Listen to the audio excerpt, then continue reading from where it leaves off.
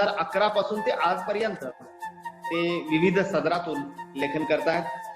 गाव विकासाच्या लेख मालिका ते विविध वृत्तपत्रातून त्यांच्या लेख मालिका चालू आहेत.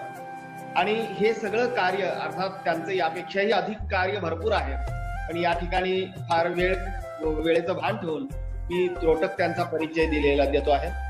ह्या सगळ्या कामाची पोचपावती म्हणून त्यांना विविध पुरस्कार लावलेले आहेत. त्यामध्ये सर आपल्याला संत गाडगेबाबा ग्राम स्वच्छता अभियान या अभियानांतर्गत उत्कृष्ट प्रसार पुरस्कार हा 2005 साली लाभलेला आहे. तर त्या पुरस्काराप्रित्यर्थ मानपत्र, सन्मान चिन्ह आणि रोख 5,000 रुपये महाराष्ट्र शासनाच्या वतीनं आपल्याला प्रदान करण्यात आलेले आहेत. त्याचबरोबर महात्मा गांधी तंटामुक्त गाव अभियान प्रसार व प्रचारार्थ 2007 साली त्यांना पुरस्कार अर्पण करण्यात आलेला आहे. त्यामध्ये देखील मानपत्र, सन्मान चिन्ह आणि रोख 15,000 रुपये महाराष्ट्र शासनाच्या वतीनं त्यांना प्रदान करण्यात आलेले आहे. साने गुरुजी आदर्श शिक्षक पुरस्कार 2020 हा पुरस्कार त्यांना गिरणा गौरव प्रतिष्ठान नाशिक यांच्या वतीनं देण्यात आलेला आहे. आणि मुख्याध्यापक संघ धुळे जिल्ह्याचा आयोजित राज्यस्तरीय निबंध स्पर्धेमध्ये पदव्युत्तर गटात राज्यात प्रथम येण्याचा मान त्यांनी मिळवलेला आहे. आणि त्या प्रित्यर्थ मानपत्र आणि रोख रक्कम त्यांना प्रदान करण्यात आलेली आहे. 2005 साली त्यांनी हा बहुमान पटकावलेला आहे. राष्ट्रीय आणि राज्यस्तरीय चर्चासत्रामध्ये त्यांचा अनेक वेळा सहभाग झालेला आहे, ते घेत आहेत. आणि त्यामधून 5 शोध निबंध त्यांनी प्रकाशित केलेले आहेत. म्हणजे एकंदरीत मराठी विषयाबरोबर, मराठी व्याकरणाबरोबर, मराठी साहित्याबरोबर सामाजिक कार्याची देखील सरांना आवड आहे. आणि त्याचबरोबर मुला फुलांमध्ये रमणारे असे आदरणीय संतोष पाटील सर यांना अनेक बहुमानांनी त्यांच्या गळ्यामध्ये पुष्पहार अर्पण केलेले आहे. आणि म्हणूनच अशी सन्मानित व्यक्ती, अशी व्यासंगी व्यक्ती, अशी गोड स्वभावाची व्यक्ती आज आपल्या समोर विवेचन करते आहे म्हटल्यानंतर आपलं सद्भाग्य आहे. मी आदरणीय सरांना, संतोष पाटील सरांना, संतोष नानाभाऊ पाटील असं त्यांचं पूर्ण नाव आहे, त्यांना नम्रतापूर्वक सलाम करतो, प्रणाम करतो आणि आदरणीय घेवारे सर यांच्याकडे सुपूर्द. धन्यवाद. अतिशय सुंदर सर.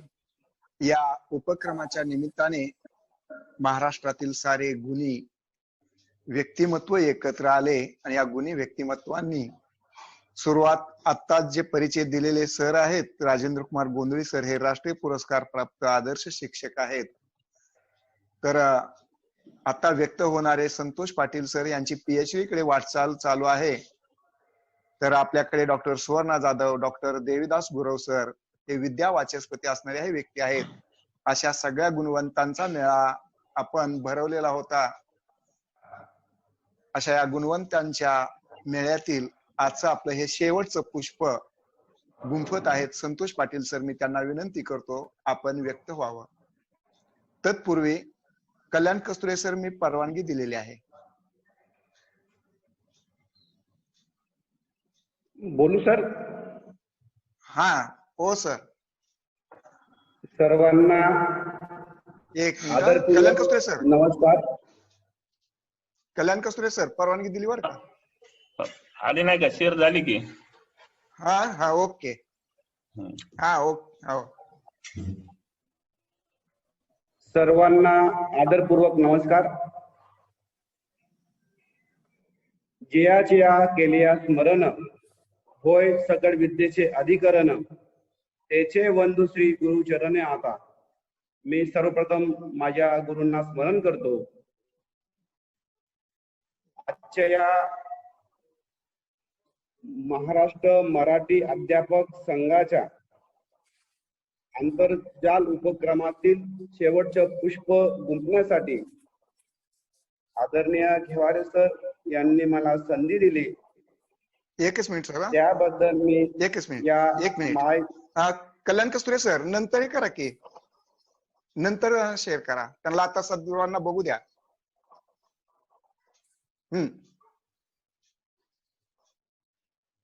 महाराष्ट्र मराठी अध्यापक संघाचे सर्व शिलेदार, अभ्यास गट सदस्य आदरणीय कविवर्य मोहन सिरसाट सर, आदरणीय घेवारे सर, व्याकरणाचे अभ्यासक आदरणीय Sumbe sir, Shewale sir, Avdhoot sir, डोंगर वनामध्ये भटकंतीद्वारे आपल्याला वनांचं वैभव दाखवणारे आदरणीय डोंगरे सर, कलावंत आदरणीय नेताजी सर, ज्यांनी मला परिचयातून आशीर्वाद दिला असे आदरणीय राजेंद्रजी गोंधळी सर, सर्वांना आदरपूर्वक नमस्कार करतो.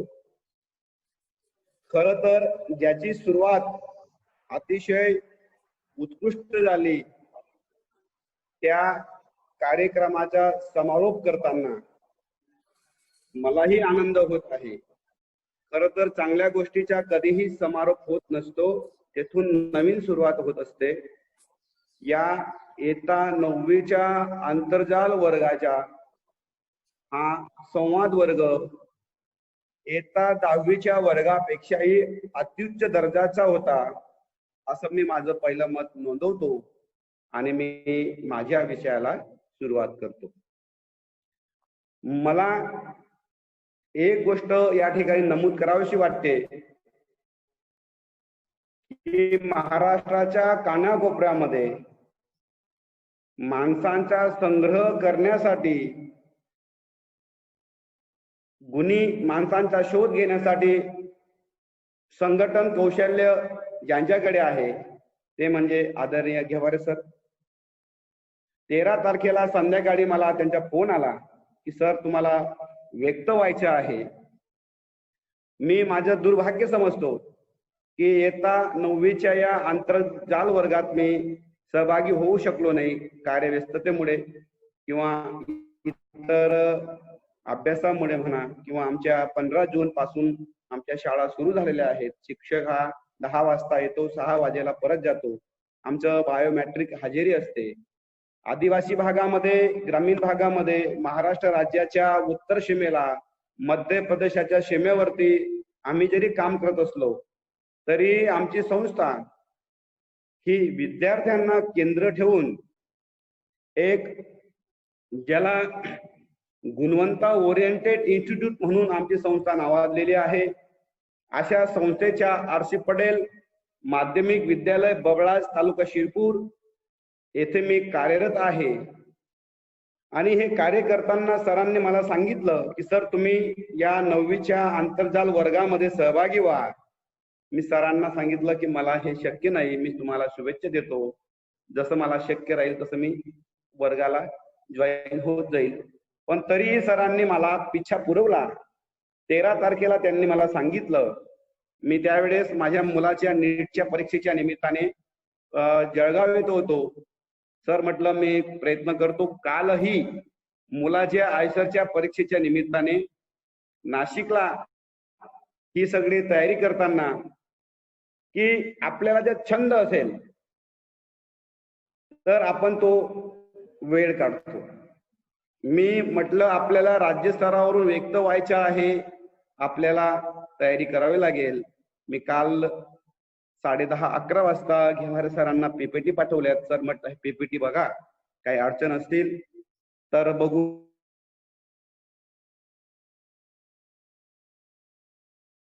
वाचन केलं. विचार आहे वाचन, मनन आणि चिंतन. वाचन हे खाद्य आहे, वाचन ही पेरणी आहे. भाषेचे आकलन आणि भाषेवर प्रभुत्व मिळवायचं असेल, आपल्याला आपले मत नोंदवता यायला पाहिजे. आपल्यामध्ये तर्क शुद्धता आली पाहिजे, आपल्यामध्ये संशोधनात्मक बाज आली पाहिजे. असं जर आपल्याला वाटत असेल तर आपल्याला वाचनाशिवाय पर्याय नाही. म्हणून मी आजच्या या लेखन कौशल्याच्या निमित्ताने आपल्या सर्वांना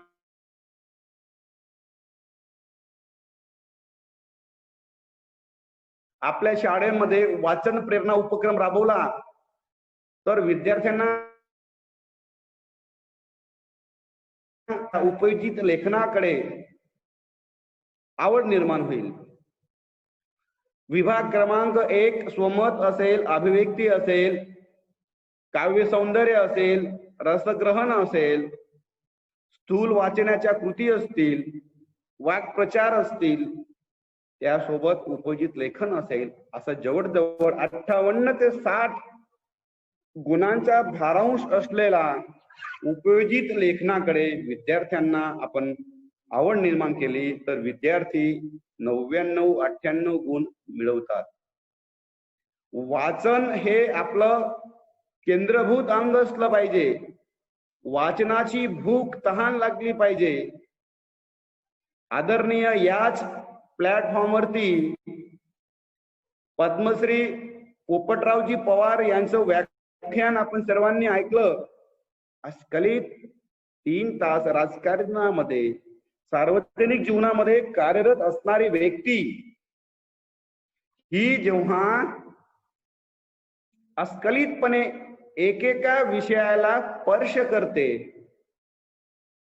आणि तुमच्या आमच्या समोर एक आदर्श निर्माण करते की वाचन मानवी जीवनामध्ये किती महत्वाचं आहे. विद्यार्थी जीवन असेल, शिक्षक जीवन असेल, शिक्षक हा आजन्म विद्यार्थी असला पाहिजे. असतो आपण करतो. अनेक पुस्तक असतात, पुस्तकांचा संग्रह असला पाहिजे. आपल्याकडे विद्यार्थ्यांचा आणि पुस्तकांचा संग्रह असेल तर शिक्षक सुद्धा सेलिब्रिटी होऊ शकतो. विद्यार्थ्यांना आपला आवडीचा शिक्षक जर शाळेमध्ये आला नाही तर त्यांना रुखरुखता वाटते, त्यांचे मन स्वैरवैर होते, ते शाळेमध्ये मन लागत नाही. असं जर होत असेल ना तर समजायचं की आपलं शैक्षणिक जीवन हे सफल होत आहे. आणि हे सफल करून घ्यायचं असेल तर विद्यार्थ्यांमध्ये आपल्याला रमता आलं पाहिजे. आपण सर्वजण साने गुरुजीचे वारस आहोत. फुला मुलांमध्ये आपण रमलो पाहिजे. मुलांना शाळेच्या व्यतिरिक्त मुलं आपल्या अवतीभोवती रेंगाळली पाहिजेत. मग घरी आपलं घर असेल, त्यांचं घर असेल, अंतर असेल. अंतराच्या सीमा या आंतरजालामुळे भेदल्या गेलेल्या आहेत. क्षणात आपण घेवारे सर उस्मानाबाद मध्ये आहेत, चुंबे सर आदरणीय नगरमध्ये आहेत, कोणी सोलापूरला गुरव सर आहेत, लातूरला आदरणीय जाधव मॅडम आहेत, कल्याण कस्तुरी सर नांदेड मधून आहेत, इकडे वाशिम मधून आदरणीय मोहन शिरसाट सर आहेत. हा सर्व अंतराच्या मर्यादा ओलांडून आपण एक या आंतरजालाच्या निमित्ताने एकत्र आलो आणि या आपत्तीच्या कालखंडामध्ये आंतरजालाचं एक साह्य घेऊन आपण नाराज न होता मराठी भाषेची पेरणी केली. हे संबंध महाराष्ट्रातील इतर विषयांसाठी आदर्शवर्त आहे आणि आदर्श काम या निमित्ताने होत आहे. याचं समाधान घेऊन आपण आपल्या विषयाकडे जाऊयात. माझ्याकडे विषय आहे लेखन प्रकार.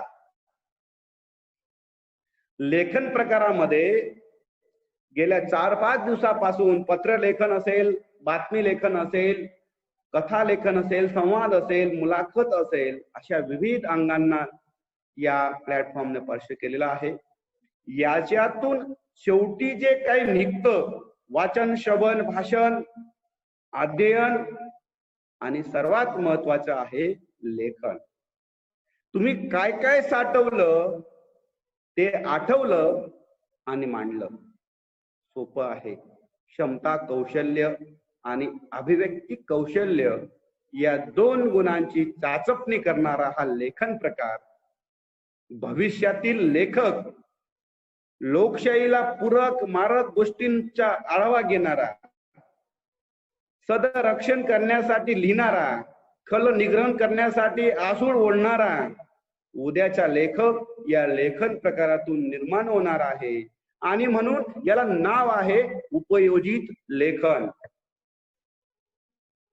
कस्तुरे सर पीपीटी रन केलं बरं होईल. उपयोजित लेखन या घटकाची जी क्षमता कौशल्य आहे, आपण जे चांगलं ऐकलं आधी आपल्याला चांगलं ऐकता आलं पाहिजे. श्रोता जो असतो त्यानं ऐकलं की तो वक्ता होतो, मग तो बोलतो, संभाषण करतो. आणि याच्या केंद्राशी आहे वाचन, लेखन. याचे तो उपयोजन कसं करतो?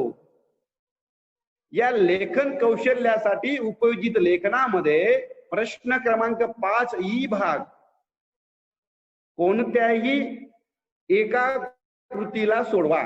3 पैकी आपल्याला एक कृती सोडवायची आहे. ही कृती असते 8 गुणांची आणि 8 गुणांमध्ये आपल्याला या 3 विभाग, एक प्रसंग लेखन, आत्मकथन आणि कल्पनात्मक लेखन, अशा 3 पैकी एका कृतीला आपल्याला न्याय द्यायचा आहे. 8 गुण आहेत. मराठी विषयाच्या शिक्षकांनी विद्यार्थ्यांनी मरगळ झटकलेली आहे आणि म्हणून या वर्षी 99 गुणांचा विद्यार्थी आलेला आहे. असे जर उपक्रम सुरू असले तर 100 पैकी 100 गुण मिळवणारे विद्यार्थी येऊ घातलेल्या काळामध्ये निश्चितच असतील, याची मला खात्री आहे. आणि याचं सर्व श्रेय आंतरजालच्या माध्यमातून उस्मानाबाद, सोलापूर, नगर, वाशिम, नागपूर, पुणे विविध जिल्ह्याच्या स्थळावरून सुरू असलेल्या या उपक्रमाला जाईल अशी मला अपेक्षा आहे. लेखन प्रकार हा आजचा आपला विषय आहे. याच्यामध्ये सर्वप्रथम आपण समजून घेऊया उपयोजित लेखन. उपयोजित लेखन म्हणजे काय? पुढची पीपीटी घ्या सर. उपयोजित लेखन आपण प्राप्त केलेल्या ज्या लेखन कौशल्याचा उपयोग लेखनाच्या विविध अंगाने व व्यावसायिक जीवनासाठी करता येतो किंवा केला जातो, त्यास उपयोजित लेखन म्हणतात. आपले विद्यार्थी या वाचनापासून, श्रवण वाचनापासून जे जे काही त्याने कौशल्य आत्मसात केलेले आहेत त्याला न्याय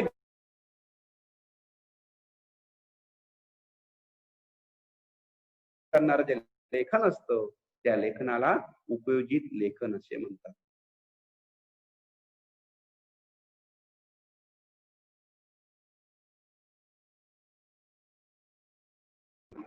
आपण त्याला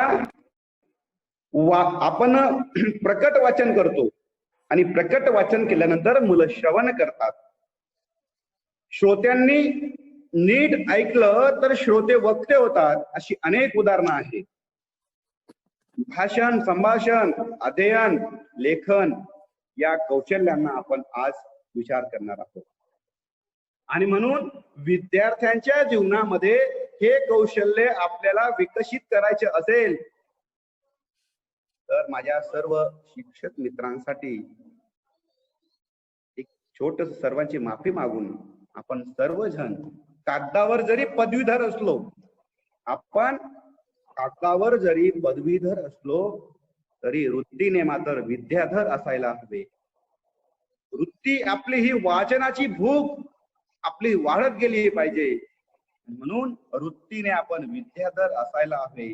प्रत्येक वेळी आपली संवेदना जिवंत ठेवली तरी प्रत्येक वेगळ्या अध्यापनात, प्रत्येक वेळच्या अध्यापनात नवी दृष्टी व नवा विचार आपल्याला सापडत असतो. म्हणून शिक्षक जर वाचनाचा रसिक असला तर विद्यार्थ्यांचे जीवन निश्चित फुलवता येतं. म्हणून या लेखन प्रकारासाठी सर्वात महत्वाचं आहे वाचन. वाचन म्हणजे प्रेरणे,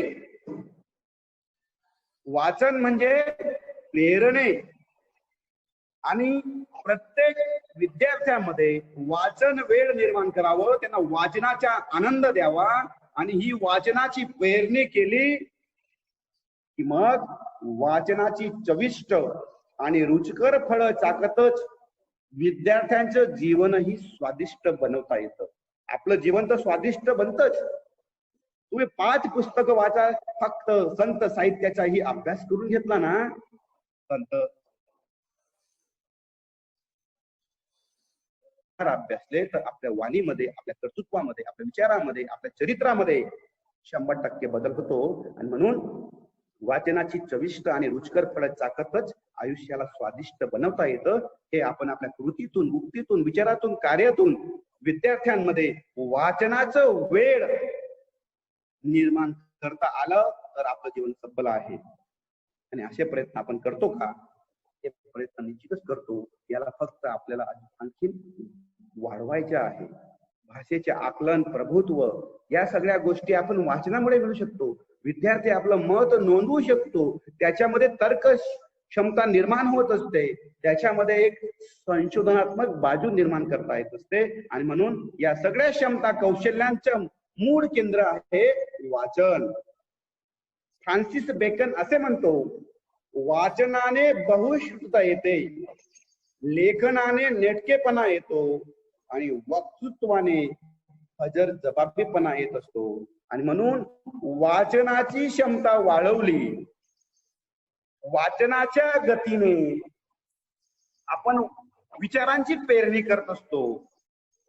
अनुकूल परिस्थिती निर्माण झाली की मातीतून हळूच रोपट्याने डोकं वर काढावं, खत पाणी मशागत केली, पाणी घातलं की रोपट्याने डोकं वर काढून अंकुरावं. तसं वाचनाच्या गतीने विचारांची पेरणी झाली की ती पेरणी आपल्या लेखणीतून कापता येत असते, लेखनातून व्यक्त करता येत असते. आणि म्हणून आपण वाचन केलं पाहिजे. वाचन या घटकावरती शिक्षकाने प्रचंड मेहनत घेतली पाहिजे. वाचनातून जगाशी आपली ओळख होते, आपला जगाशी परिचय वाढत जातो. आणि वाचणाऱ्याचं, विद्यार्थ्याचं, तुमच्या आमचं सगळ्यांचं विश्व विस्तृत होत जातो. मग बदल होताना दिसतो. त्यातून निर्माण होते ते अभिव्यक्ती सामर्थ्य. हे अभिव्यक्तीचं सामर्थ्य निर्माण करायचं असेल तर आपल्यामध्ये वाचनाची वृत्ती, वाचनाची भूक, वाचनाची तहान आपणा सर्वांना लागली पाहिजे. विद्यार्थी मित्रांनो, तुम्हाला हे वाचन केल्याशिवाय पर्याय नाही. आपल्याला हल्ली या समाज माध्यमांच्या द्वारे व्हॉट्सअप, इंस्टाग्राम, फेसबुक वाचनाची क्षमता विद्यार्थ्यांमध्ये नष्ट होते की काय अशी परिस्थिती निर्माण झाली आहे. म्हणून लक्षात घ्या विद्यार्थी मित्रांनो आणि माझ्या शिक्षक बांधवांनो, आपल्याला वाचन करावंच लागणार आहे. पुस्तक घ्या, पुस्तकांचा संग्रह घ्या. तुमचं मस्तक सुधारल्याशिवाय राहणार नाही. आणि मस्तक सुधारलं की माणूस कुठेही नतमस्तक होत नाही. उच्च विचारांच्या चरणी, उच्च ज्ञानाच्या चरणी आपल्याला नतमस्तक व्हायला ते पुस्तक शिकवत असतं. आणि म्हणून माझ्या सर्वांना विनंती आहे की आपण वाचनाने आपल्यामध्ये जर अभिव्यक्ती सामर्थ्य येत असेल, लेखन कौशल्य आपलं विकसित होत असेल तर आपल्याला वाचन केलं पाहिजे. अर्थातच लेखन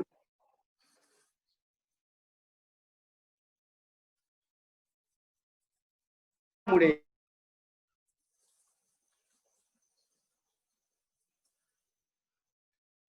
लेखन प्रकार आपण म्हणतो निबंध लेखन असे म्हणायचे. पूर्वी याला निबंध असे म्हणायचे. आणि म्हणून लेखन प्रकाराला निबंध लेखन असे म्हणताना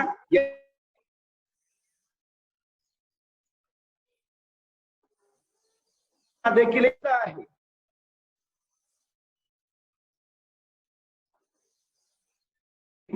बंधने, बंधने म्हणजे कोणती? बांधणे, जुळवणे. बांधणे, जुळवणे आणि गुंफणे. नियमांनी बंदिस्त असलेलं लेखन म्हणजे निबंध होय. नियमांनी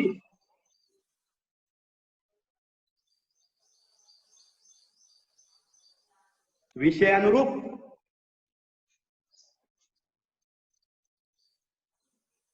निबंध होय. सुसूत्रपणे मांडणे, प्रारंभ ते शेवट यांच्या नीट बंध जेथे असतो ना त्याला निबंध म्हणतात. निबंधाची सर्वात सोपी व्याख्या आहे आपल्या भावना, कल्पना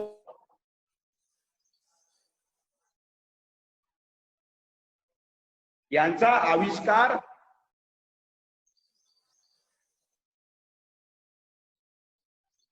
सुसूत्रपणे नीट बांधणे म्हणजेच निबंध होय. आणि म्हणून एखाद्या विषयाच्या अनुषंगाने आपल्या मनात येणारे विचार, भावना, कल्पना व स्व अनुभव यांना प्रभावी भाषेत मुद्देसूद मांडणे म्हणजे निबंध लेखन होय. आपण जो विषय मांडतो ना, तो बांधलेला अनुभव आहे.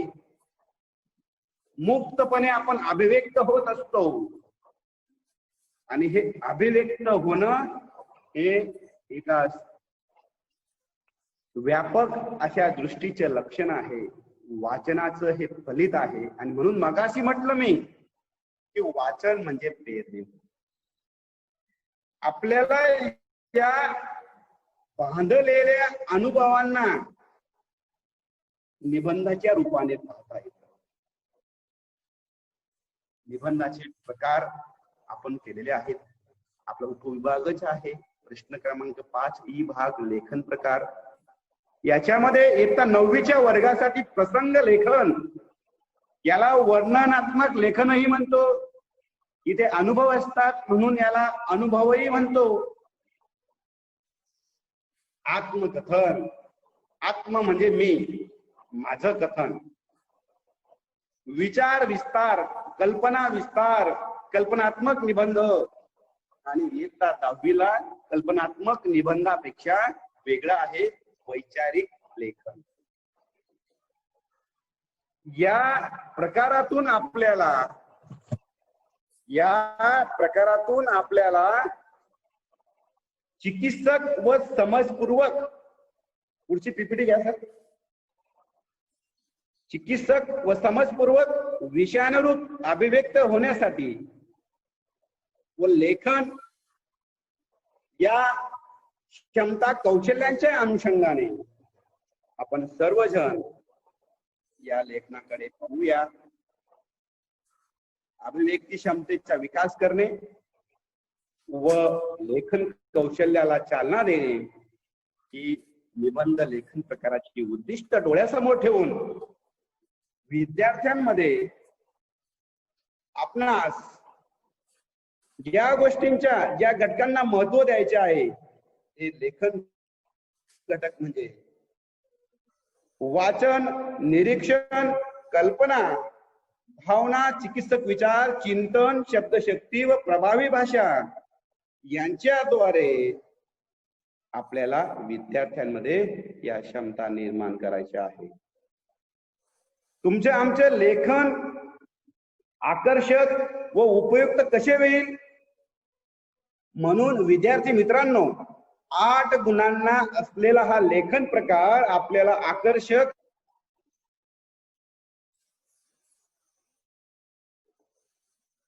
आपल्याला काय करता येईल त्याच्यासाठी आपल्याला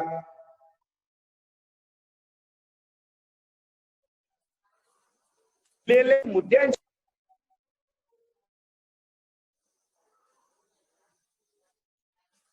कृतीपत्रक ही भागामध्ये आपण लेखन प्रकार करणार आहोत आणि तेथे आपल्याला त्या चौकनांमध्ये, त्या कृतींमध्ये मुद्दे दिलेले असतील, वेगवेगळ्या ठिकाणी विस्कळीत असतील.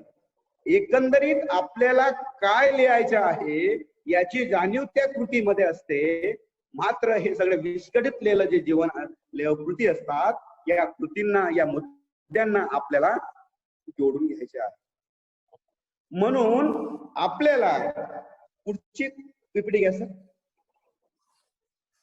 दिलेल्या कृतीतील आपलं लेखन आकर्षक आणि उपयुक्त करून घ्यायचं असेल तर दिलेल्या कृतीतील मुद्द्यांची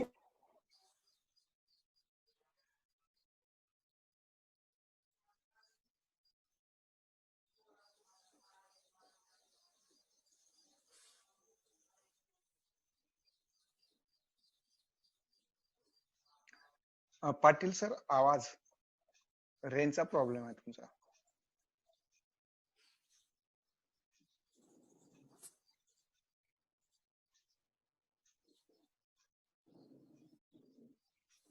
म्हणजे आवाज बंद झालाय. हो पाटील सर, त्यांचा रेंज हे दिसायले हो.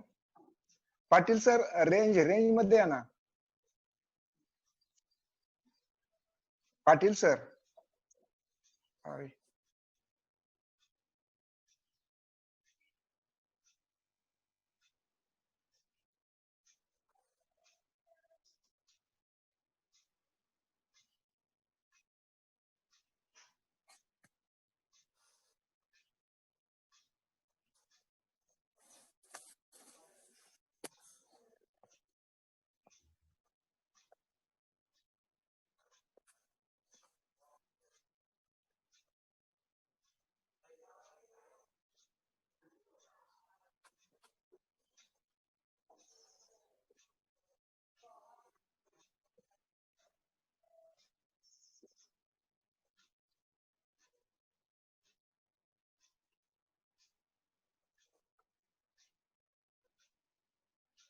पाटील सर अनम्यूट व्हा.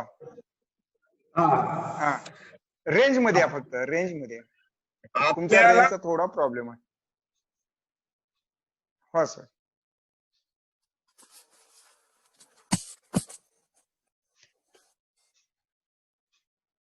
रेंजचा प्रॉब्लेम आहे थोडा. हा बोला सर. मुद्दे ही भागामध्ये या कृतीतील मुद्द्यांना आपण अनुलक्षून तो आशय एकत्र केला पाहिजे. शुद्ध लेखनाच्या नियमांचे पालन करून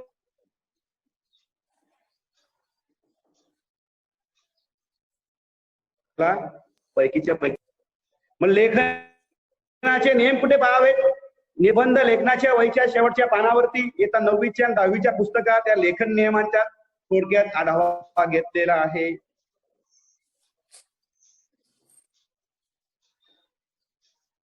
आपण समजून घेतले पाहिजेत. ते जर आपण समजून घेतले ना,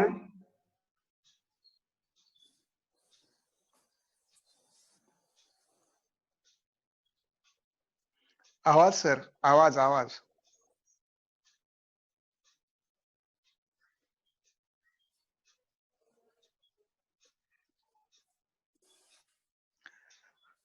पाटील सर आवाज येत नाही तुमचा. पाटील सर रेंज मध्ये बसताय का?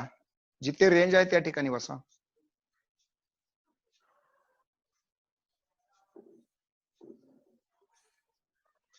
सुंबे सर हा बोला ना. आवाज येतोय? काय करायचं? हा आवाज आवाज नाही येत, काय करायचं? त्यांचा सगळ्या लाल रेषा दाखवतात. त्यांच्या रेंजचा प्रॉब्लेम आहे त्यांचा. फोन पुन्हा बाहेर फोन करून बघतो. मेसेज टाका. नको ना. फोन केला मग तर पुन्हा बाहेर एकदा गेले की. हा 1 मिनिट आता व्हायलेत.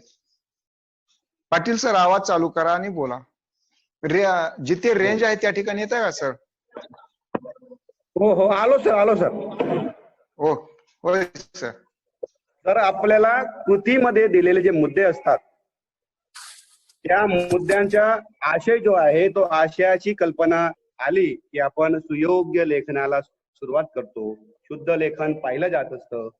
भाषेचा प्रभावी वापर केला, वाक्य रचना लहान असली, भाषेमध्ये प्रवाहीपणा असला, आशय आणि जे कथाबीज असतं किंवा जो विचार असतो विचाराला पुढे नेणारे आपलं लेखन असेल तर निश्चितच विषय आणि प्रकारानुसार आपण लिहायला सुरुवात केल्यास निश्चितच आपल्याला लेखन प्रकारामध्ये चांगले गुण मिळत असतात.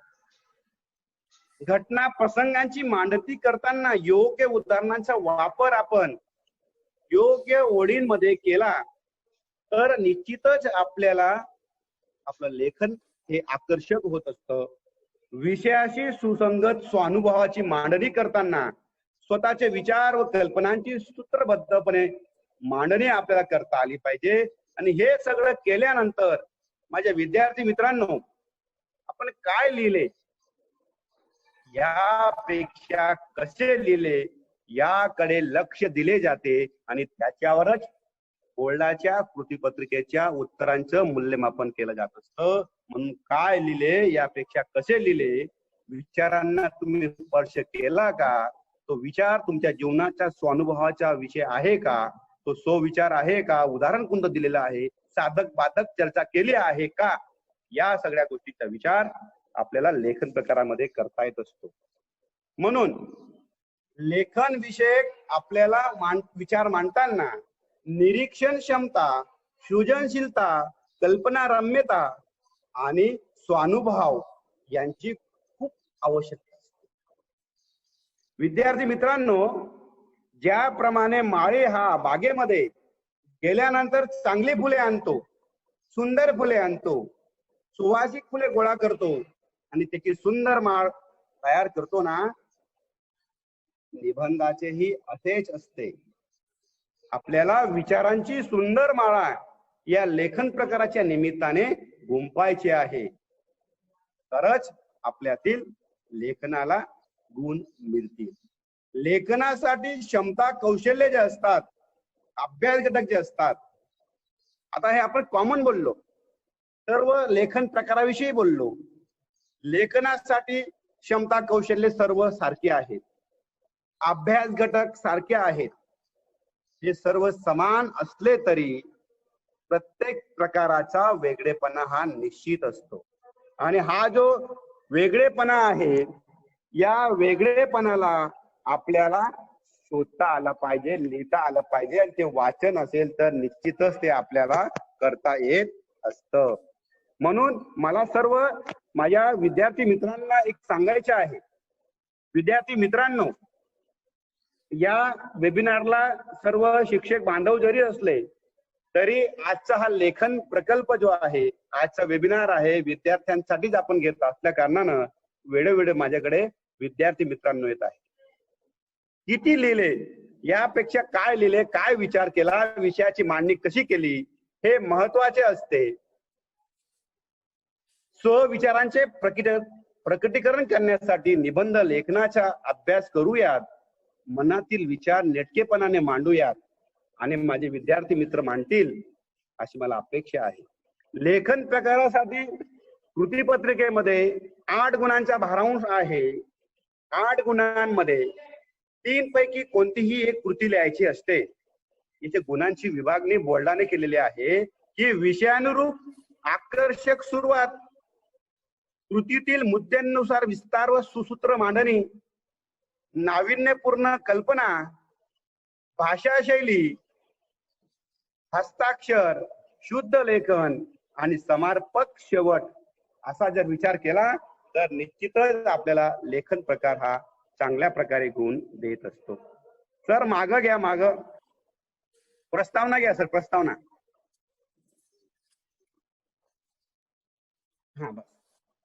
कुठल्याही प्रकारचं लेखन करण्यासाठी, विषयानुरूप सुरुवात करण्यासाठी आपली जी प्रस्तावना जी असते, ज्याची सुरुवात चांगली झाली, बघा आपल्या वेबिनारचं सुरुवात आदरणीय राष्ट्रपती पुरस्कार प्राप्त शिक्षक आणि ज्यांनी मला परिचयातून आशीर्वाद दिला असे आदरणीय राजेंद्र कुमार गोंधळी सरांनी याची सुरुवात केली. सुरुवात जर आकर्षक असेल तर मध्यामध्ये, इंटरव्हल मध्ये आपल्याला मेजवानी मिळते आणि समारोप मात्र आपल्याला हुरहुर लावून जात असतो की उद्या काय असणार आहे.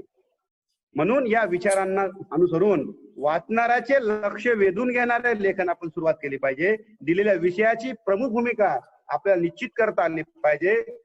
आपला मुद्दा ठामपणे मांडता आला पाहिजे. गुंतागुंतीचे जे विषय असतात, कृतीमध्ये असलेले मुद्दे वेगवेगळ्या ठिकाणी असतात, अशा गुंतागुंतीच्या मुद्द्यांना आपल्याला दिशा देता आली पाहिजे. वाचणाऱ्याचे लक्ष वेधून घेणारी वाक्य आपल्यामध्ये प्रस्तावनेत असले पाहिजेत. पुढची पीपीटी घ्या सर. आणि अशी सुरुवात जर झाली आकर्षक, विषयानुरूप, तर निश्चितच आपल्याला पुढील प्रवाहीपणे आपल्या विचारांना पुढे नेत असतं. मग आपण परिच्छेद करत जातो 2, 3, 4. प्रत्येक परिच्छेद ठराविक मुद्दा मांडणारा असावा, तुटलेपणा नसावा, मुद्द्यांचा नक्की कोणता संबंध आहे याचा स्पष्ट उल्लेख त्या परिच्छेदामध्ये असावा.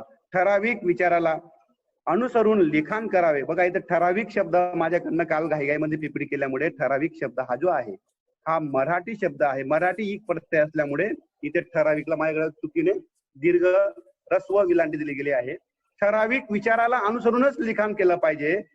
आपलं लेखन भरकटलं नाही पाहिजे, म्हणूनच निबंध नियमांनी बंदिस्त असलेलं रचना. पाळला नसावा, एकच परिच्छेद खूप मोठा नसावा, जास्त कमी लहानही नसावा, विषयाची निगडीत विचार मांडले, जाणकारांचे सुविचार दिले तर निश्चितच आपलं लेखन आकर्षक होत असतं. आपण मांडत असलेल्या मुद्द्यांच्या विरोधातील मुद्द्यांना आपण उत्तर देण्याचा प्रयत्न केलेला पाहिजे. निश्चितच आपलं लेखन प्रभावी, वाचनीय आणि गुण देणारं होणार आहे, हे मी आपणास सांगू इच्छितो. पुढची पीपीटी घ्या सर. मग या निबंधाचा जो आपल्याला परिणाम आहे, काय होत असतो, तो निबंधाच्या परिणामांचा विचार केला तर आपल्याला डौलदार भाषा, योग्य शैलीचा वापर जर लिहिला तर आपल्या निबंधाचा परिणाम वाचकांना, तपासणाऱ्यांना साधता येत असतो. एखादा संस्मरणीय विचार मांडला ना, स्वानुभव म्हटलं मी, स्वविचार हा संस्मरणीय विचार असला पाहिजे. निबंध वाचून पूर्ण झाल्यानंतर वाचणाऱ्याच्या मनात छाप पडेल असा निष्कर्ष त्या वाचणाऱ्याला काढता आला पाहिजे. किती लिहिले, पण वाचणारा विचार करतोय, काय विचार केला आहे, विषयाची मांडणी कशी केली आहे, स्वविचारांचे प्रकटीकरण याने कसं केलेलं आहे, याची जाणीव मात्र त्या ठिकाणी होत असते. आणि त्याच्यामुळे विषयाचे जे महत्व असतं ते आपल्याला मांडता येत असतं. म्हणून नवीन संकल्पना असतील, विचारांची साखळी असेल, वारंवार विषयाला सोडून आपण जर मांडून गेलो तर आपलं विचारांची साखळी तुटते. म्हणून तो टाळलं पाहिजे. पुन्हा पुन्हा लिहिणं, पाळला, भविष्याची छाप टाकणारे लेखन केले, लक्षात राहणारे विचार मांडले तर निश्चितच त्या चित्रशैली आपल्या पुढे उभी राहत असते. त्याच्यामुळे विषयाचा प्रभाव, विचारांचा प्रभाव, लेखनाचा प्रभाव आपल्यासह लेखनावर पडतो आणि तोच लक्ष तपासणाऱ्याचा वेधून घेत असतो. या परिणामांची साधक बाधक चर्चा केल्यानंतर आपण जे रंजक आणि वेधक विचार मांडलेले असतात, विचारांना चालना देणारे हे लेखन असतं, सुविचारांची मांडणी केलेली असते आणि त्याच्यामुळे आपलं लेखन प्रभावी होत असतं. असं हे तिन्ही प्रकारच्या मध्ये आपल्याला ह्या गोष्टी करायच्या आहेत. तर पुढची पीपीटी घ्या सर. आणि हे करताना आपले जे लेखन प्रकार आहेत ते आपल्याला निश्चितच गुणदान न करता आपल्या हक्काच्या लेखनाला न्याय मिळवून देत असतात. त्याच्यामुळे शुद्ध लेखनाच्या दृष्टीने योग्य, सुटसुटीत व प्रभावी वाक्य त्या ठिकाणी हवी. सुटसुटीत भाषेचा वापर हवा. विचार व भाषा यांचा वापर म्हणजे जड मोठ्या शब्दांची खिरापत नव्हे, जास्त पाल्लाळिक आणि अलंकारिकता. आपल्याला चेहरा लहान आणि मेकअप महान अशी गंमत केली तर आपला निबंध लेखन फसतं. आणि म्हणून ज्या शब्दांच्या अर्थाबद्दल आपल्याला खात्री नाही असे शब्द वापरू नयेत. मोठे व अलंकारिक शब्दाने लिखाण दिखाऊ होणार नाही याची आपण काळजी घेतली. स्वल्पविराम, अर्ध स्वल्पविराम, विसर्ग चिन्हांचा योग्य वापर केला, सुवाच्य व वडणदार अक्षर असलं की आपलं लेखन आपल्याला गुण मिळत. भाषा ज्ञान, भाषा कौशल्य, भाषा सौंदर्य, म्हणी, वाक्प्रचार, अलंकारिक वाक्यरचना, काव्य, सुभाषिते, अवतरण यांच्या आवश्यकता असेल तरच वापर करावा. म्हणून म्हटलं की समर्पक उपयोग आपण जर केला ना तर आपल्याला या सर्व तिन्ही प्रकारापैकी कोणताही प्रकार लिहिला तर निश्चितच आपल्याला चांगले गुण मिळत असतात. म्हणून लेखन प्रकाराचा अभ्यास करताना या तिन्ही बाबी आपल्यासाठी अत्यंत महत्वाच्या आहेत. पाठ्यपुस्तकामध्ये आपल्याला 3 प्रकारात लेखन करायचे आहे. एक प्रसंग लेखन, 2 आत्मकथन आणि तिसरा प्रकार आहे कल्पनात्मक लेखन. या 3 कृतींपैकी आपल्याला कृतीपत्रिकेमध्ये 3 कृती विचारल्या जातील. 3 पैकी एकच कृती आपल्याला लिहायची आहे. त्या कृतीतील सगळे मुद्दे त्या चौकटीमध्ये, कृतीमध्ये दिलेल्या असतील आणि त्याच्यामुळे आपल्याला 3 पैकी एकच कृती लिहायची आहे. योग्य विचार करून आपण कोणत्या लेखन प्रकाराला न्याय देऊ शकतो याचा विचार आपल्याला करायचा आहे. मग अशी सांगितल्याप्रमाणे मी हे सर्व विचार आतापर्यंत लेखन प्रकारासाठी होता. लेखन प्रकारासाठी असल्या कारणाने येथे विचार जरी वेगवेगळे असले, लेखनासाठी क्षमता कौशल्य जरी एकच असले, समान असले, तरी या लेखन प्रकाराचं प्रत्येकाचं वेगळेपण हे वेगळं आहे, लक्षात घ्यायचं आहे. आता प्रसंग लेखनाकडे आपण जाऊयात की प्रसंग लेखन लिहिताना प्रसंग लेखनामध्ये आपल्याला दोन शब्द आहेत. एक प्रसंग, प्रसंग म्हणजे घटित घटना किंवा आपण जिथे हजर असतो असं घडणारा क्षण, आणि लेखन म्हणजे लिहिणे. प्रसंग लेखनाला वर्णनात्मक लेखन असेही म्हणतात, याला अनुभव लेखन असेही म्हणतो. अनुभवावर आधारित लिहिले जाते. प्रसंग लेखन हे अनुभवावर आधारित लिहिले जाते, म्हणून याला म्हणतात अनुभव लेखन. मग प्रसंग लेखन आपण नेहमीच ऐकतो. मग प्रसंग लेखन म्हणजे तरी काय? दैनंदिन जीवनात अनेक घटना, अनेक प्रसंग घडत असतात. त्याचा आपण भाग आहोत. तो प्रसंग आपल्या जीवनावरती काहीतरी छाप सोडून जात असतो. असा प्रसंग दिलेल्या मुद्द्यांच्या आधारे शब्दांकित करणे म्हणजे प्रसंग लेखन होय. ही अभिव्यक्ती असली, हे स्वमत असलं तरीही कृती दिलेल्या असतात. त्याच्या पलीकडे आपल्याला जायचंही नाही आणि स्वतःचे अनुभवही लिहायचे आहेत. असा दोघांचा संगम करून जे काही शब्दांकित केला जातो, अशा प्रसंगाच्या लेखनाला प्रसंग लेखन असे म्हणतात. आपण पाहिलेल्या एखाद्या घटनेचं, दृश्याचं, व्यक्तीचे वा प्रसंगाचे रेखाटन करणे येथे अपेक्षित असते. या लेखनात विचार व भावना यांना संवेदनशीलतेची व भावनिकतेची जोड दिली. आपल्याकडे त्या प्रसंगाला पाहण्याचा सूक्ष्म निरीक्षण दृष्टी असेल, आपल्या लेखनाची भाषा सोपी असेल, याची जोड जर दिली ना, तर प्रसंग लेखन हे अत्यंत प्रभावी आणि भावनाशील होतं. या लेखनाद्वारे प्रसंगाचे शब्दचित्र डोळ्यांसमोर उभं करता आल्याचं कौशल्य आपल्याकडे असेल, असं आपण लेखन केलं पाहिजे. मग प्रसंग लेखनासाठी आवश्यक जे मुद्दे असतात, आकर्षक मांडणी, आकर्षक सुरुवात, सुसूत्र विस्तार, सुयोग्य समारोप, पाहिलेल्या, ऐकलेल्या, अनुभवल्या प्रसंगाचे वर्णन आपण केलं पाहिजे. घटनांचा तार्किक विचार आपल्यामध्ये मांडता आला पाहिजे. प्रसंगाची, घटनेची मांडणी विचारपूर्त करणारी असावी. योग्य प्रकारे आपल्याला ते शब्दबद्ध करता आलं पाहिजे. सूक्ष्म निरीक्षात्मक लेखन झालं पाहिजे. तुमची दृष्टी स्थळाच्या, प्रसंगाच्या, निसर्गाचे सुंदर आणि भीषण चांगल्या दृश्य आपल्याला रेखाटता आले पाहिजे.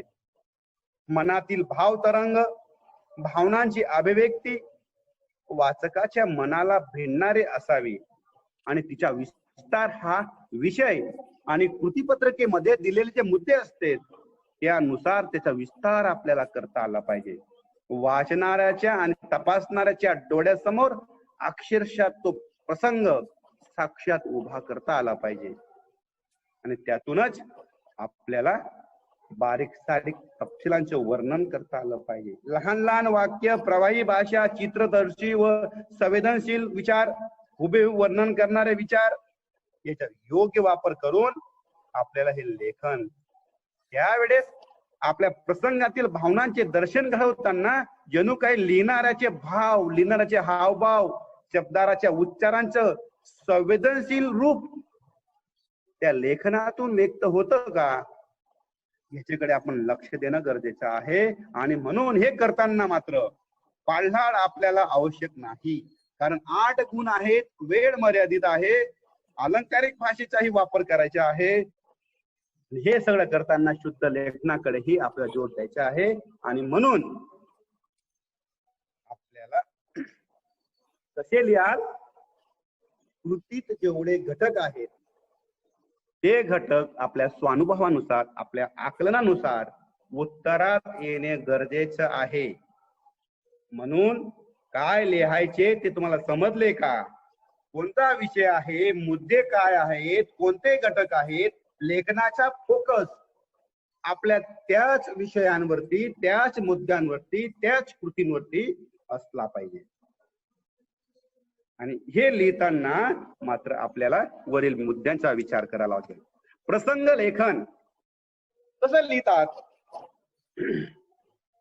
प्रत्यक्ष आता आपल्याला हा या एवढ्याशा अवकाशामध्ये तिन्ही प्रकारांचा आढावा घेत असताना प्रसंग बघा, आपली जी भाषा असते आणि जी संवेदनशीलता असते तिच्यातला फरक लक्षात घेता आला पाहिजे. आता दोन प्रसंग आहेत. एक प्रसंग आहे शाळेच्या बक्षीस वितरण कार्यक्रमामध्ये तुमच्या मित्राला बक्षीस मिळालेला आहे आणि तुम्ही तिथे बसलेला आहात. तो प्रसंग तुम्हाला शब्दबद्ध करायचा आहे. आणि दुसरा प्रसंग आहे श्रद्धांजली कार्यक्रमाला तुम्ही उपस्थित आहात आणि तो प्रसंग तुम्हाला त्या मुद्द्यांच्या आधारे लिहायचा आहे. दोघातील भाव, दोघं प्रसंगातील संवेदनशीलता, दोघं प्रसंगातील भाषा कशी बदलते. शहीद जवानाच्या पत्नीचा सन्मान सोहळा आयोजित केलेला आहे गावकऱ्यांनी, तेथे तुम्ही उपस्थित आहात. तेथील भाव बघा, तेथील संवेदनशीलता बघा, तेथील भाषा कशी असणार आहे, तिथले विचार कसे असणार आहेत, भाषा कशी बदलते. माझा मित्र बक्षीस वितरण समारंभातला भाव, दोन दोन वाक्यात तुम्हाला भाव सांगतो. तेथील आनंदाचा क्षण असतो आणि शहीद जवानाच्या पत्नीच्या सन्मान सोहळ्याला असं जर लिहिलं तर आम्ही सर्व गाव आज अतिशय आनंदात होतं. गावामध्ये उत्साहाचं भरतं आलेलं होतं. शहीद जवानाच्या पत्नीच्या सन्मान सोहळा आयोजित केला होता. अरे हा दुःखदायक प्रसंग आहे. गावासाठी अभिमानाची बाब असली तरी गावाने, या मातीने एक सुपुत्र या भारत मातेच्या बलिदानार्थ अर्पण केलेला आहे.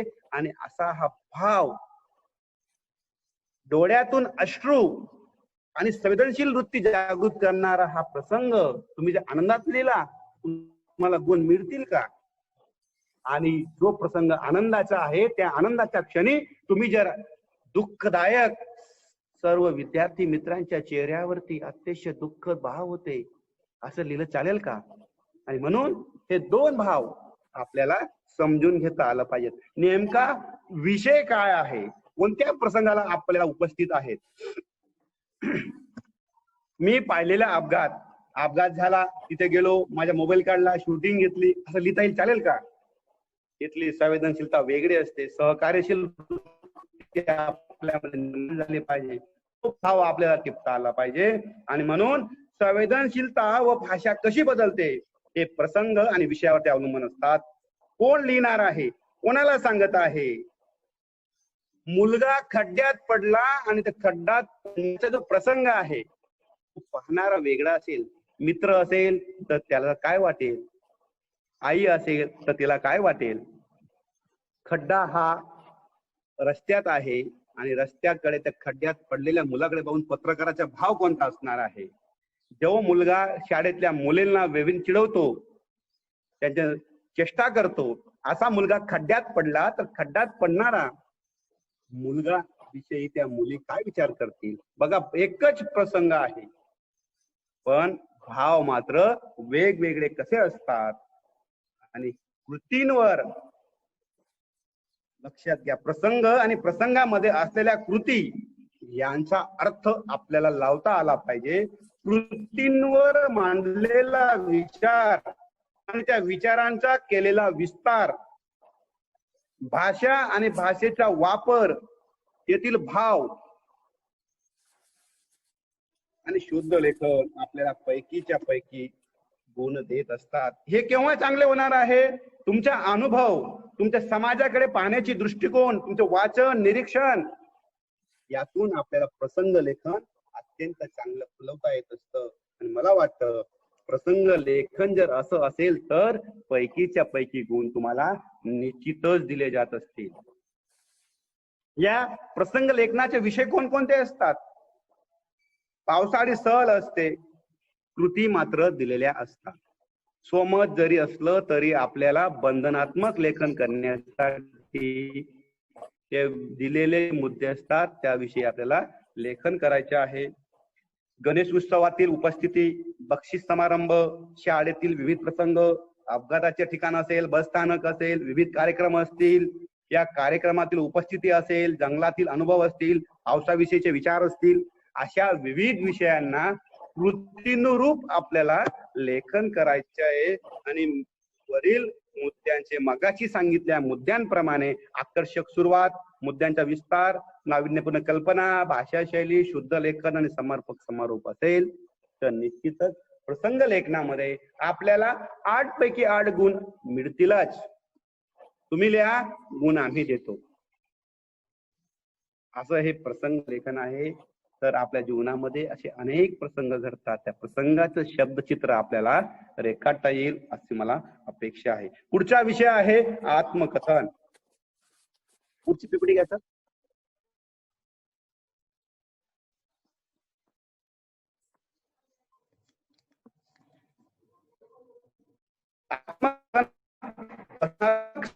प्रकार आपण आत्मचित्र, आत्मकथन जे काही लिहितो यातून आपल्याच्या जीवनाच्या वाट्याला आलेले चांगले वाईट अनुभवांची मांडणी आपण त्या ठिकाणी करत असतो.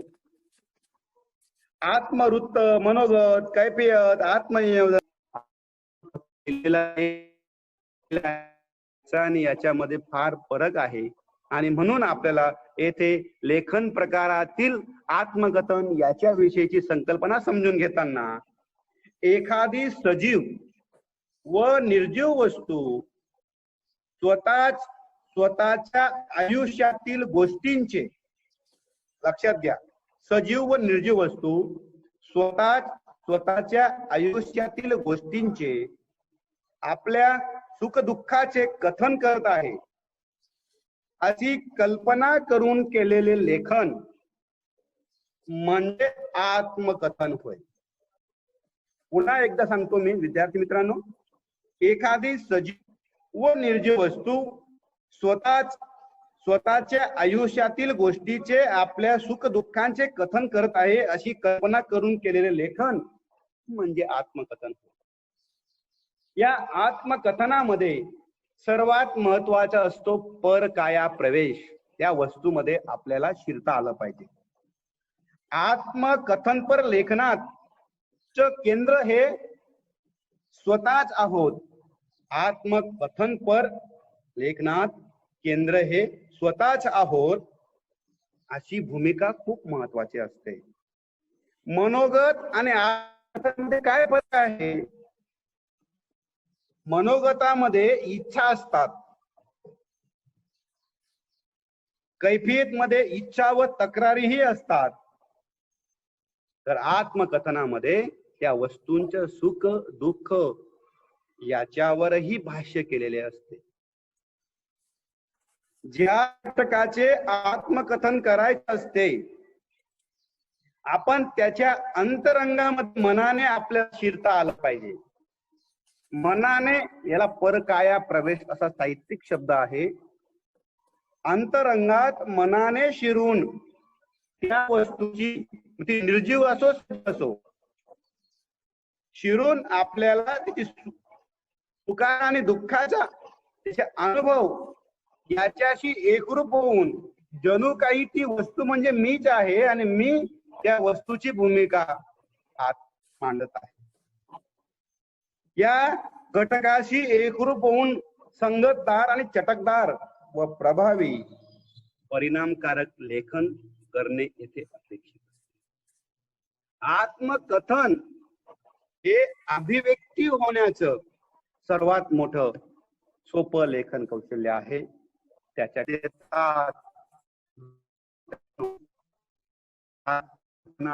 मानव चुकतो, त्याला आपण हे घटक समज देतात असं लेखन करणं अपेक्षित आहे. समज देतात, समजून देतात. आणि हा जो वेगळेपणा आहे, हा वेगळेपणा आत्मकथनात आला पाहिजे. या आत्मकथनातून जीवन विषयक दृष्टिकोन आपले स्पष्ट झाले पाहिजेत. आणि म्हणून असं म्हटलं जात असतं, आपणाहून दुजास ओळखीत जावे, स्वतः दुसऱ्याला ओळखत जाणं हा भाग इथं महत्वाचा आहे. आणि म्हणून या आत्मकथनाच्या मुळाशी, त्यांच्या भावनांशी, सुखदुःखाशी, सवयीचा उपयोग, कार्य यांचा शोध आपण घेतला पाहिजे. आपण ती वस्तू आहोत अशी कल्पना करून आपण ते लिहिलं गेलं तर निश्चितच आपल्या कल्पना शक्तीच्या माध्यमातून नाट्यपूर्ण रीतीने आपण ही कल्पना मांडत असतो. इथे कल्पनेला खूप वाव आहे. आणि सर्वात महत्वाचं, मी स्वतः, संपूर्ण लेखन मी मध्ये असतं. पोस्टमन काकाचं पत्र आहे, आपल्या आप्पाचं पत्र आलेलं आहे. आदरणीय अरविंदी जगताप सरांचं हे पत्र आपण वाचलं, अभ्यासलं. त्याचबरोबर कवयित्री यांच्या वाट पाहताना या पाठामध्ये पोस्टमन काका आलेला आहे. आणि म्हणून पोस्टमन काकाचेही जर आपल्याला चित्र आलं, चित्रांवरून जर आपल्याला एखादा घटक तुमच्याशी बोलतो आहे, त्याचंही आपण लेखन करताना प्रथम पुरुषी एकवचनी भाषा आपली असली पाहिजे. संपूर्ण सजीव निर्जीव वस्तूच्या जागी आपण आहोत आणि ती वस्तू मी स्वतः आहे, असं करून जे लेखन लिहिणार आहोत त्या लेखनाचा आपल्याला उपयोग करून घ्यायचा आहे. आत्मकथनपर लेखन करताना कोणती काळजी घ्यायची आहे? वस्तू वा व्यक्तीच्या अंतरंगात आपल्याला शिरताना ती वस्तू मी स्वतः आहे, दुसरं नाही. तृतीय पुरुषी वस्तू आपण लिहितो, ती नदी अशी होती, ती वाहत होती, तिच्या आजूबाजूला उकिरडे होते, ते आटलेले आहे, प्रदूषण झालेलं आहे. मी तुमचं तर हे तृतीय पुरुषी लिहायचे नाहीये, आपल्याला प्रयस्त लेखन करायचे नाहीये. तर स्वतः नदी आहात म्हणून अंतरंगात शिरताना ही काळजी घेतली पाहिजे. वस्तू वा व्यक्तीच्या सुखदुःखात अनुभवांशी आपल्याला एकरूप होता आलं पाहिजे. तो सजीव निर्जीव घटक मीच आहे असे समजून आपण जर लेखन केलं तर निश्चितच आपल्याला आत्मकथन पर लेखन हा घटकही न्याय देऊ शकतो. तर विद्यार्थी मित्रांनो, या आत्मकथन पर लेखनामध्ये कोणकोणते विषय आपण घेऊ शकतो? चित्र असतं, चित्रातील घटक ओळखा, पाहू. त्यातील एक घटक तुमच्याशी बोलतो आहे, म्हणजे एक रोप असतं, त्या रोपाची मनोगत लिहायची आहे. तिथे वृक्ष असतात, तिथे पक्षी असतात, तिथे नदी वाहत असते, तिथे बाजूला कडे शेतकरी काम करतो. काही वेळेस गावाजवळची शाळा असते, क्रीडांगण असतं. मग विद्यार्थी बोलतो, शाळा बोलतो, वर्गखोली बोलते, फळा बोलते, झाडू बोलते, पुस्तक बोलते. शेजारीच गावाजवळ एखादा किल्ला असतो, महापुरायला असतो, पूरग्रस्त आहे. 8वीला आपण गोधडी शिकलेले आहेत, ते गोधडीचं मनोगत असतं, कमाल असतो, आरसा असतो. अशा वेगवेगळ्या घटकातून आपण आपलं आत्मकथन करू शकतो. 2-3 ओळींचं मी एका पोस्टमनची आत्मकथा आपल्या समोर सांगू पाहतो. ओळखलात का मला? बघा, मी प्रथम पुरुषी रोज तुमच्या घरी येणारा. दुर्दैवाने पोस्टमन काका आता फक्त कशासाठी येतो? अमेझॉनवरच्या खरेदी केलेल्या असतील तर येतो.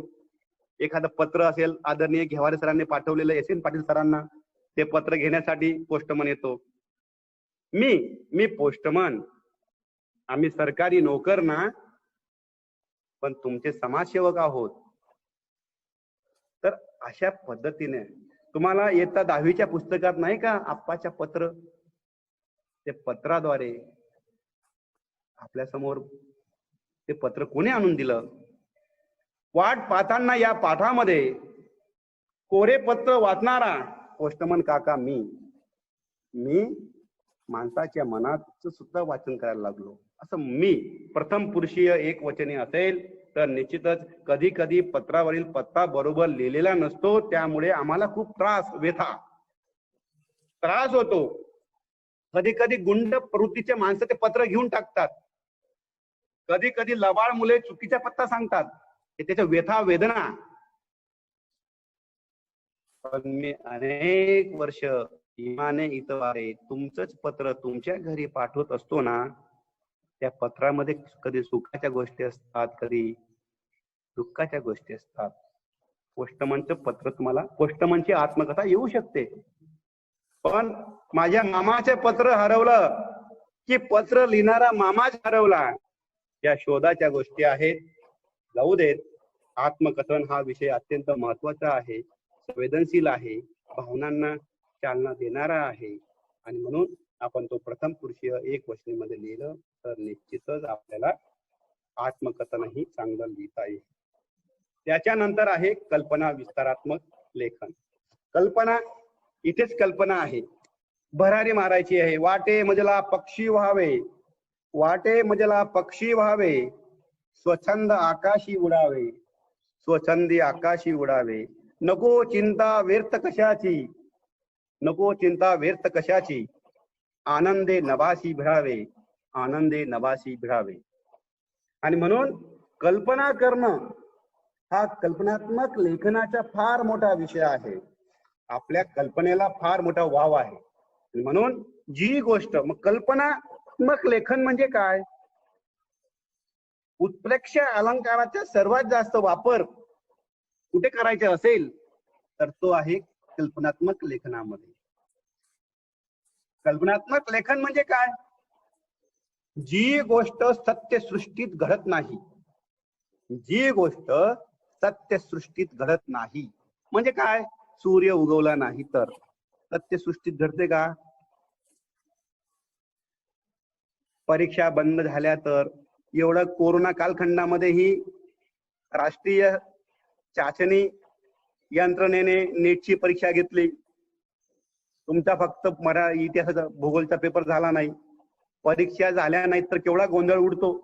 जी गोष्ट सत्यसृष्टीत घडत नाही ती कल्पनेने मिळवून त्यात रमण्याचा प्रयत्न करतो. असा विचार करून जे वर्णनात्मक किंवा कल्पनात्मक लेखन केले जाते त्या लेखनाला कल्पनात्मक लेखन असे म्हणतात. आणि म्हणून कल्पनात्मक लेखनामध्ये कल्पनेचा विषय समजून घेणे, कल्पनेचा विषय समजून घेणे परीक्षा नसल्या तर हा विषय समजून घेतला पाहिजे.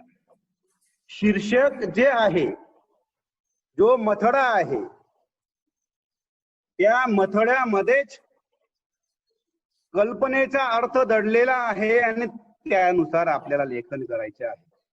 ती कल्पना आपल्याला समजून घेतली तर काय काय मजा येईल, काय गोंधळ उडेल, काय काळजी घ्यावी लागेल. अरे बापरे, नको रे बाबा, परीक्षा झाल्याच पाहिजेत या विषयावरती येऊन ठेपणे म्हणजेच काय की आपल्याला ते कल्पना विस्तारात्मक कल्पनात्मक लेखन जमलं.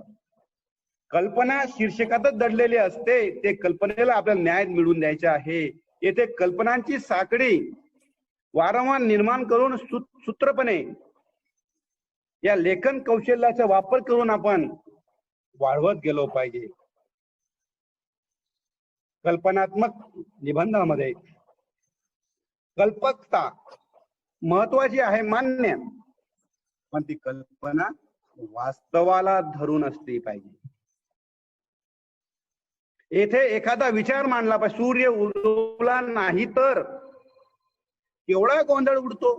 नुसतं सूर्यग्रहण असेल तर लक्षात घ्या मित्रांनो, 2 मिनिटं पक्षी कावरे बावरे होतात. ग्रहणाचा कालखंड असेल तर पृथ्वीवरती अंधार पडतो. याचा संदर्भ आपल्याला महाभारताकडे जातानाही देता येऊ शकतो. जयद्रथच्या निधनाच्या प्रसंगाचे वर्णन आपल्याला करता येऊ शकतो. आणि म्हणून कल्पकता ही महत्वाची आहे, पण ती वास्तवाला धरून समजपूर्वक लिहिली पाहिजे. तरच आपलं कल्पनात्मक लेखन अत्यंत चांगलं होईल, न्याय देणारं होईल. विषयाशी सुचलेल्या कल्पनांचा विस्तार दोन्ही बाजू लक्षात घेऊन आपल्याला करता आला पाहिजे. कारण ती कल्पना घडताना 2 बाजू घडतात, एक चांगलीही घडते, एक वाईटही घडते. परीक्षा नसल्या तर किती मजा येईल, दिवसभर खेळणार, ते तुमच्या बालमन आहे, त्या बालमनाला देईल.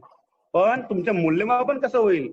हुशार विद्यार्थी, समजपूर्वक विद्यार्थी, ज्ञानवान विद्यार्थी, प्रज्ञावंत विद्यार्थ्यांचा शोध कसा घ्यावा याची एक समस्या निर्माण होणार आहे की नाही. या दोन्ही बाजू कल्पनेच्या असतात, त्यांना आपल्याला या लेखनातून न्याय देता आला पाहिजे. कल्पना विस्ताराच्या, कल्पनात्मक लेखनाचा सर्वात महत्वाचा कोणता गुणधर्म असेल तर तो म्हणजे विस्मयाचा धक्का. कल्पनात्मक लेखनाचा गाभा आहे. विस्मय, आश्चर्यचकित झालं पाहिजे लिहिल्याबरोबर की असं वेगळी कल्पना मांडा तुम्ही. परीक्षा झाल्या नाही तर काय करणार, तुमच्या जीवनाचा अनुभव की तुम्हाला काय व्हायचे आहे, या कालखंडाचा विचार मी कुठे करणार आहे. द्यायचं, जेम्स वॅटने कुठे परीक्षा दिली होती. 1.5 इयत्ता शिकलेला, 1.5 दिवसाची शाळा शिकलेला अण्णाभाऊ साठे, त्याच्या पुस्तकांचा अभ्यास जगातील, विश्वातील विविध विद्यापीठांमध्ये केला जात असतो. म्हणून परीक्षांची काय आवश्यकता आहे त्याचंही मान्य आपल्याला करता येऊ शकते. विश्वाची शाळा ही सर्वात मोठा अनुभव देणारी शाळा आहे. बिनभिंतीची इथली शाळा, लाखो इथले गुरु, पशु पक्षी यांच्याशी मी मैत्री करू. दुर्दैव आहे आपल्याला 2-5 झाडं, 2-5 पक्ष्यांच्या व्यतिरिक्त नावं माहित नाहीत, ओळखता येत नाहीत. आणि म्हणून आपल्याला वाचन खूप महत्वाचं आहे. आणि अशा या तिन्ही प्रकारातील आपल्याला विचार करताना कल्पनात्मक लेखनामध्ये कोणकोणते विचार येतील. सूर्य उगवला नाही तर, कलावंत संपावर गेले तर, मनुष्य अमर झाला तर, माणसाची स्मृती नष्ट झाली तर, पंख लाभले तर, घड्याळ बंद पडली तर, शाळा नसत्या तर, परीक्षा नसत्या तर, वीज बंद पडली तर, शिक्षक नसते तर, वास्तव सृष्टीमध्ये नसलेले विषय कल्पनेने तयार करून त्यात रमणे म्हणजेच कल्पनात्मक लेखन होय. तर अशा प्रकारे आपण या लेखन कौशल्याचा विचार करू शकतो. प्रत्येक विद्यार्थी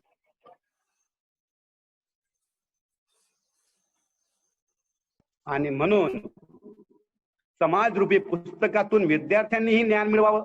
शिक्षकांनी आपले अनुभव विद्यार्थ्यांना शेअर करावेत. शाळा हे व्यक्तिमत्व बनवणारे स्वतंत्र व्यासपीठ आहे. आणि या व्यासपीठावर शिक्षकाची भूमिका आईची असते, वडिलांची असते, पालकांची असते, मित्राची असते. आणि शिक्षकाची भूमिका मैत्रीची असते. शिक्षक ही भूमिका आनंदाने, इमाने, इतबारे पार पाडता आहेत. आपत्तीच्या कालखंडामध्येही आपलं ज्ञान घेण्याचे हे जे आहे, ओले ते मूळ भेदी खडकाचे अंग, याप्रमाणे आपत्तीच्या कालखंडाला आपण इष्टापत्ती करून घेतली आणि ही भूमिका आपण पार पाडतो आहोत. विद्यार्थ्यांना आपण मुक्त करू पाहत आहोत. आणि म्हणून मी संतोष पाटील, आर.सी. पटेल माध्यमिक विद्यालय बबळास, तालुका शिरपूर, जिल्हा धुळे येथून विद्यार्थ्यांना मुक्त होण्यासाठी, अभिव्यक्त होण्यासाठी, मनापासून मुक्त होऊन अभिव्यक्त होण्यासाठी मनपूर्वक शुभेच्छा देतो. महाराष्ट्र मराठी संघाने मला आज या ठिकाणी संधी दिली म्हणून मी सर्व आयोजकांचं मनापासून आभार व्यक्त करतो. आपल्याशी जुडलेले ऋणाबंध, हे ऋणानुबंध कायमस्वरूपी टिकतील अशी अपेक्षा व्यक्त करतो आणि मी माझ्या वाणीला पूर्णविराम देतो. नमस्कार. धन्यवाद सर.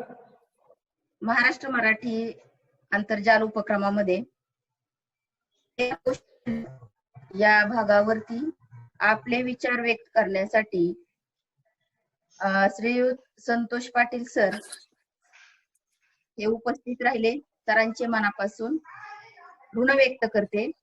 सरांनी लेखन कौशल्य, त्यामध्ये निबंध लेखन, प्रसंग लेखन, आत्मकथन, कल्पना विस्तार या विषयावरती आपले मनोगत या ठिकाणी व्यक्त केले, आपल्याला मार्गदर्शन केले.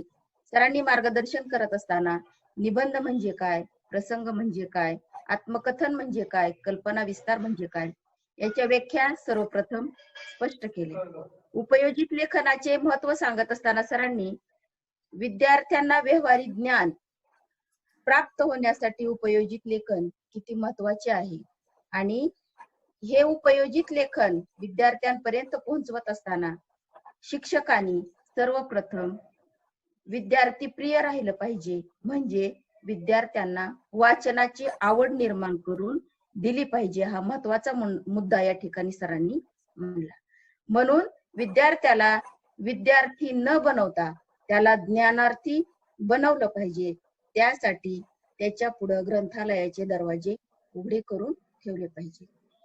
प्रत्येक शिक्षकाकडे येणारा विद्यार्थी हा एक मातीचा गोळा आहे आणि त्याला आकार देण्याचं काम शिक्षकांनी केलं पाहिजे. कारण का तर शिक्षण हे मानवाच्या सर्वांगीण विकासाचं माध्यम आहे आणि त्याचा विकास शाळेमध्येच होतो. म्हणून शिक्षकांनी हे कार्य केलं पाहिजे. असे सरांनी सुंदर असे विचार या ठिकाणी मांडले. त्याचबरोबर विद्यार्थ्यांनी लेखन कौशल्य पेपरमध्ये लिहित असताना त्याची मांडणी कशी करावी, त्याची भाषा मुद्देसूद असावी, या सर्वांवरती अतिशय सुंदर असा या ठिकाणी विचार मांडलेला आहे. पीपीटीच्या द्वारे हा विषय सरांनी या ठिकाणी समजून दिलेला आहे. अनुभव आणि त्यानंतर बिनभिंतीची शाळा स्पष्ट करत असताना सरांनी एक नवीन अनुभव म्हणजे शिक्षण म्हणजे अनुभव हा सुद्धा आपला गुरु आहे, असे सुंदर असे विचार या ठिकाणी सरांनी व्यक्त केले. सरांची मी ऋणी आहे. त्याचबरोबर सर्वप्रथम उपस्थित सर्व शिक्षक बंधू भगिनींचे स्वागत पवार सर यांनी केले. परिचय श्रीयुत गोंधळी सर यांनी करून दिला. या दोघांचेही मी मनपूर्वक आभार मानते, ऋणी राहते. आणि या उपक्रमामध्ये श्रीयुत श्रीराम लांडगे सर, मोहन सिरसट सर, त्याचबरोबर कल्याण कस्तुरे सर यांनी पीपीटी स्क्रीन प्रेझेंटेशन केलं.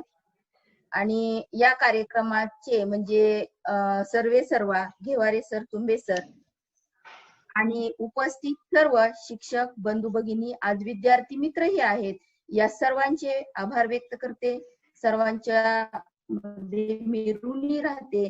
आणि परत एकदा संतोष पाटील सरांनी हा मुद्दा अतिशय योग्य रीतीने आमच्यापर्यंत पोहोचवला, आम्हाला मार्गदर्शन केलं. निश्चित आमच्या अध्यापनामध्ये आम्हाला याचा उपयोग होईल, असे मी सर्वांचे या ठिकाणी मनपूर्वक आभार मानते आणि मी इथं थांबते.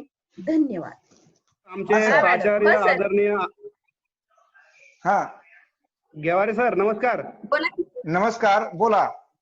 आमचे प्राचार्य आदरणीय आर.एन. पवार सर हो जॉईन झाले सर. हो, त्यांना आपण मी अनम्यूट केलेलं आहे, लक्षात आलं ती. आदरणीय पवार सर, आपण अनम्यूट व्हावं आणि व्यक्त व्हावं सर. आदरणीय पवार सर. येतोय का आवाज? हा सर, नमस्कार. येतो सर आवाज. नमस्कार सर.